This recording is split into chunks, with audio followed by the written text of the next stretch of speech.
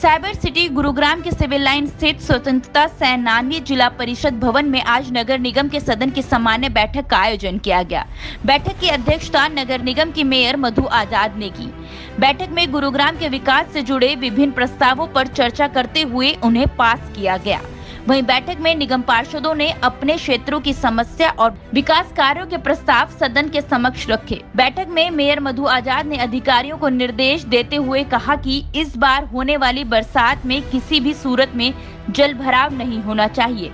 इसके लिए पहले से ही सभी प्रकार के पुख्ता प्रबंध कर लिए जाएं। इसके बावजूद अगर कहीं पर भी जल भराव की समस्या आती है तो संबंधित अधिकारियों को जवाबदेही तय की जाएगी। उनके खिलाफ कार्रवाई के लिए मुख्यमंत्री मनोहर लाल एवं केंद्रीय मंत्री राव इंद्रजीत सिंह को सिफारिश भेजी जाएगी।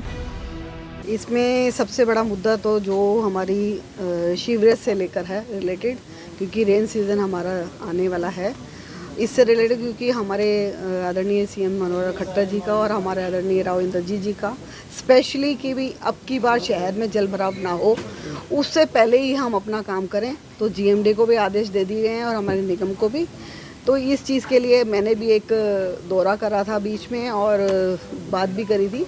तो सारी चीज़ें उन्होंने कहा कि हमारे चल रही हैं, मगर ये है कि जैसे आज पार्षदों ने कहा कि अभी तक नहीं कोई काम हो रहा, तो आज स्ट्रिक्टली हमने ये ऑर्डर किए हैं कि ये सारा का सारा सफाई करी जाए जल्दी से जल्दी। है जिसको भी जो भी चीज़ की ज़रूरत है, चाहे वो मशीनों की है चाहे वो वर्करों की है, तो वो उपलब्ध कराए जाए। बिल्कुल देखेंगे, क्योंकि हम लेटर भेजेंगे उनके खिलाफ, क्योंकि उन्होंने मांगे मुझसे कि अगर कोई अधिकारी काम नहीं करता तो उसके खिलाफ मेरे पास भेजो और मैं उसको वो करूँगा। वहीं नगर निगम के आयुक्त मुकेश कुमार आहूजा ने प्रॉपर्टी टैक्स सर्वे में खामियों को लेकर कहा कि पुराने डाटा तथा नए डाटा को मैच करके जो खामियां सामने आएंगी उनका समाधान प्राथमिकता के आधार पर किया जाएगा। वहीं उन्होंने बताया कि नगर निगम गुरुग्राम के भवनों में बिजली बचत के लिए सोलर प्लांट लगाए जाएंगे। प्रथम चरण में वार्ड 14 और 13 से इसकी शुरुआत की जाएगी। इसके अलावा जोन वाइज नियमित कैंप लगाए जाएंगे। स्ट्रीट लाइट मामले पर निर्णय लिया गया कि जेम पोर्टल से स्ट्रीट लाइट की खरीद करके वार्डों में निगम पार्षद द्वारा बताई गई जगहों पर लगाया जाएगा। इंडिविजुअल एजेंडाज थे, कुछ प्रश्न काल में अलग अलग वार्ड से एजेंडाज आए, कुछ जो कॉमन एजेंडा आया। एक तो जो याशी कंसल्टेंसी ने जो सर्वे किया है प्रॉपर्टीज़ का, उसमें लोगों की कुछ डिस्क्रिपेंसीज हैं और स्पेशली जो डिस्क्रिपेंसीज हैं वो प्लॉट एरिया से संबंधित हैं, क्योंकि उसमें ड्रोन सर्वे के बेस पे हुआ है। कई बार प्लॉट का डिवीज़न हो जाता है या चार दीवारी के साइज़ के मुताबिक कुछ भी कारण हो सकता है। तो उसमें हमने एक जनरल सोल्यूशन ये निकाला है कि इन वन गो हम इसको करें। जो हमारा ओल्ड डाटा है 4,25,000 यूनिट्स का, और जो नया डाटा है लगभग डाटा हमारा इंटीग्रेट हो चुका है।